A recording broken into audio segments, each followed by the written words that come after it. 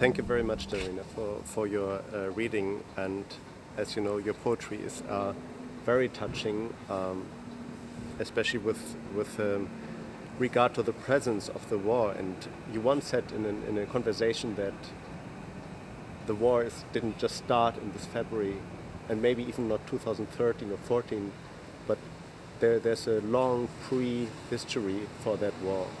And the poems you read, and you mentioned that, are in chronological order. So you know the read one from February, from March, and then from later days of the invasion.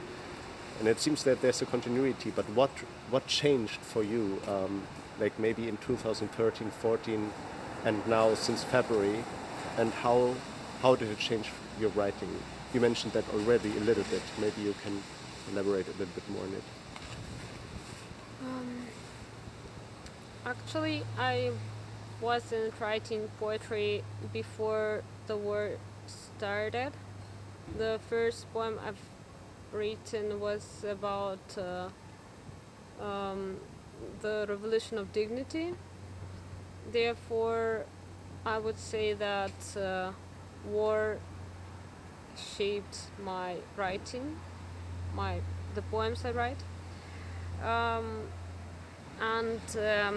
In 2014, I've met a lot of people who had war experience, like recent war experience.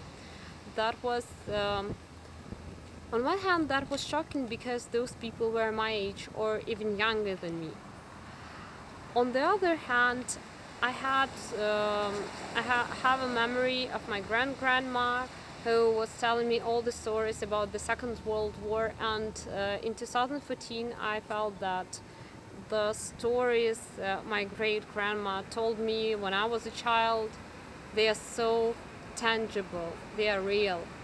But on the 24th of February, when I myself got this first-hand war experience, let's call it this way. So when I got this experience myself, I realized that I'm not living in similar situation. I'm basically living the same like lifeline even as my great-grandma did, because she had two options, either to evacuate or to stay under the occupation, and she evacuated while my another great-grandma stayed under Nazi occupation, and then while she didn't live long enough to tell me any stories about that herself. So for me personally, that was a very traumatizing experience. However, it made me as a poet more open to people, because before the 24th of February, I was writing some poems and saving them for the later days.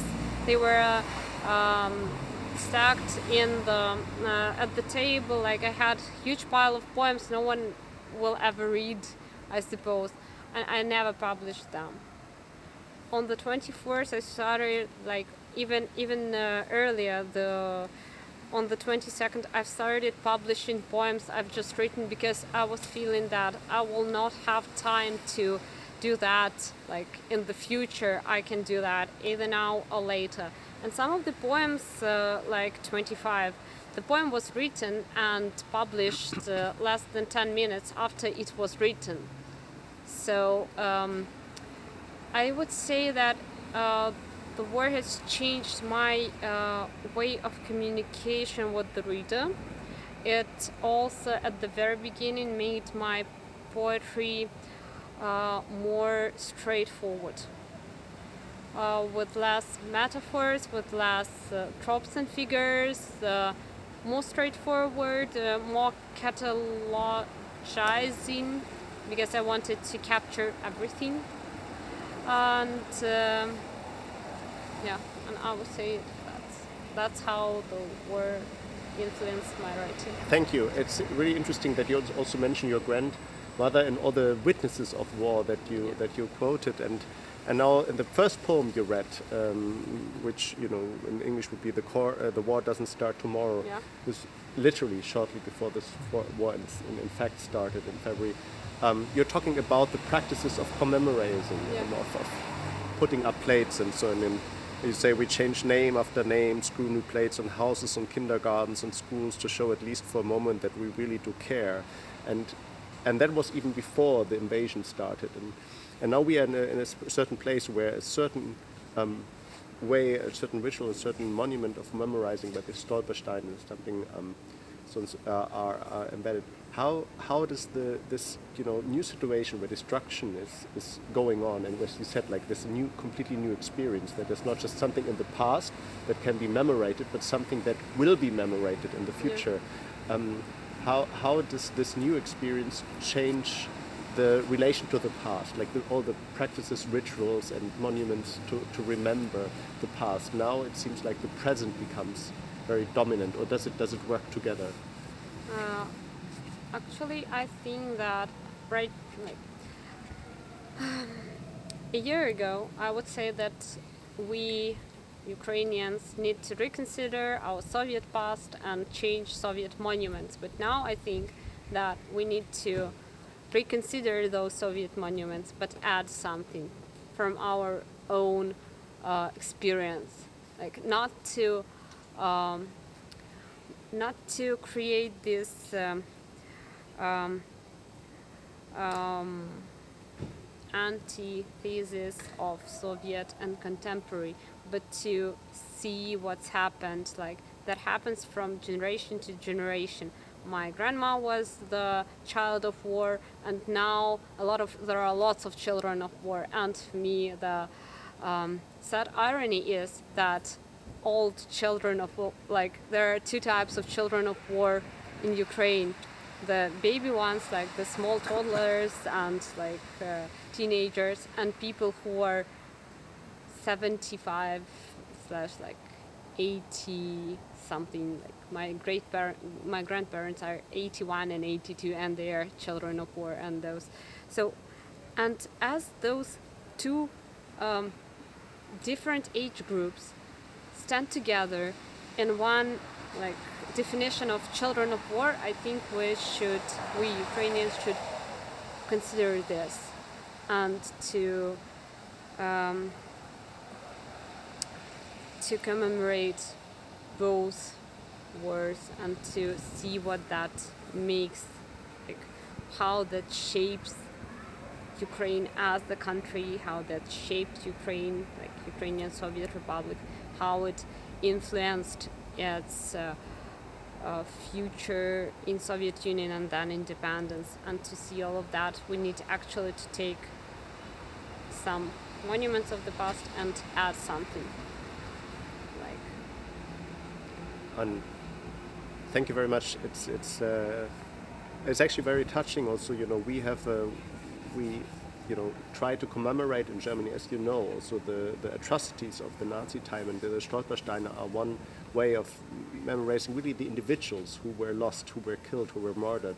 And now the irony also is the irony of history that you escaped to Germany, and you told me before the reading that you temporarily lived in Treptow in an apartment that actually was kind of liberated originally by the Soviet army, not just Russians, also of Ukrainians and many other from Belarus and so on, from Nazi Germany. And then they escaped. Now this is an apartment kind of for you. How do you relate personally, as something in the middle between the toddlers and the grandparents, this position also to the Nazi time?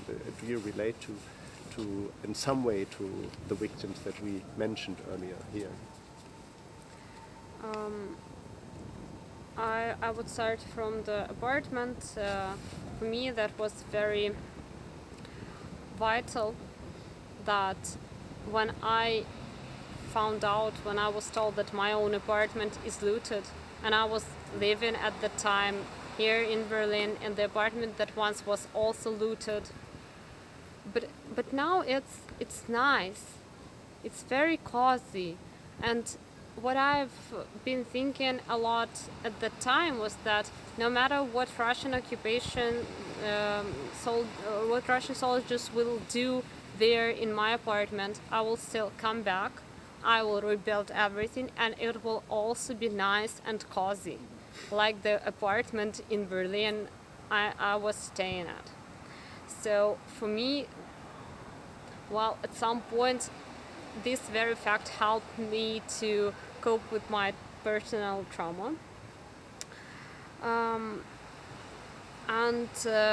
As the person from the one of the first generations, I believe that make self-archives, like people of my age make instant archives of ourselves, not only with social media, but also the tangible archives of tangible objects. I myself made the archive of poetry performance in Ukraine, that which is my field of study.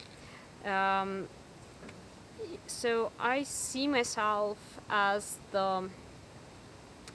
witness who writes the story, who is telling their own point of view. It's very subjective. However, I'm documenting.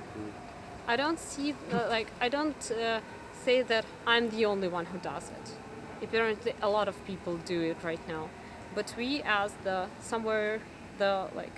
middle generation in the middle of between two children of war, some of Ukrainians of my age are fighting, and some are making the archives to have the memory to pass to the future generations. What is particularly interesting is that when I read your poetry, it's one way of creating, as you said, an archive to commemorate victims, but also it's creating something new. So as these Stolpersteine, they were not there everywhere. They had to be invented and had to be really placed here. Now they're like stones. They're fixed. And do you see also poetry, literature, in your case, is something to invent new ways of commemoration? I'm particularly thinking of the imagination of that the dead are dancing twist. So twist is like a very movement, and that's repeated, so the verse can repeat that. Yeah, but that's also a plot twist, because before I thought that the war can't happen with me, but what a plot twist, it can. So basically I feel their presence, but I also need to say that unfortunately in Ukraine we don't have those Stolper stones, these stones, and however we do have many Jewish people who were victims of the Second World War, and that's part of our national tragedy also. So when I speak of the Second World War, I don't speak of like Ukrainians or Roms, like Gypsies or Jews. I speak of everyone. So for me, like when I say Ukrainians, I include already all of people who live in Ukraine. It's not the nationality issue. It's just more like the citizenship that I describe by Ukrainian. So when I say like me, myself, I include myself in the wide range of Ukrainian people. I understand, and it just in the end, maybe to relate once more to the art of poetry from your point of view. I mean, for instance, in the one of the poems that you read, "Homeless" or "Unbehaused" in the translation, the lyrical speaker probably can be in some sense autobiographical and describes this violent and physical and even comical and absurd appropriation, if you want, or conquest of the apartment by a Russian soldier. And I read the poem or hear the poem also as a kind of, as you said, you're a witness, like as something like documentation of violence and of horror, and but also as a way of resistance, of reappropriation by the very fact that you described, that you use the words and that you memorize even the everyday life objects. It seemed that in the poetry there's also a kind of reconquest, a reappropriation of that. And so my question would be to you personally, but maybe also to other Ukrainian colleagues, because many said, like, since the war started, there has been an outburst of poetry production in Ukraine. Would you say that for you, writing poetry is a way of maybe witnessing on one hand, but also of resisting or of fighting even? Yes, for sure. I know what a word can do to a lot of people, and even people I share my poems with on Facebook. So I get the feedback, and what fascinates me in the poetry that I can defeat the entire Russian armed forces within one line, and that's outstanding. Like maybe I can't, like not maybe, but I can't do that with my bare hands, or because I'm a civilian. I don't have a war specialty or something else. I can't just go to the front line and fight good. But what I can do, I can defeat all the missiles, like one, like in that Without Home poem, like homeless poem. One line, and the Russian soldiers becomes a woman. Yes. And I wasn't like even trying that hard, you know. So that's about resisting. That's about also curing self-traumas and traumas of other people who probably had similar experience to mine, and knowing that your apartment, your house is looted is, well, not the best experience you can have. And by reading such poems, you can laugh, you can turn this traumatizing experience into into something less traumatizing. And that's why I write. That's why I've written that poem. It feels that you're touching like one of the greatest kind of functions, if you want, or powers art can have and poetry can have ever since it was invented. And I think it's very touching. And like the Stolperstones, your poetry will remain when the war's over and when the Russians are gone. I hope that very much. In one of the poems that hasn't been read, you're saying that a shot gets lost in the overripe rye, and I just hope that many shots will get lost until they stop, and that your poetry will remain. Thank you very much, Daryna. Thank Goodbye. you.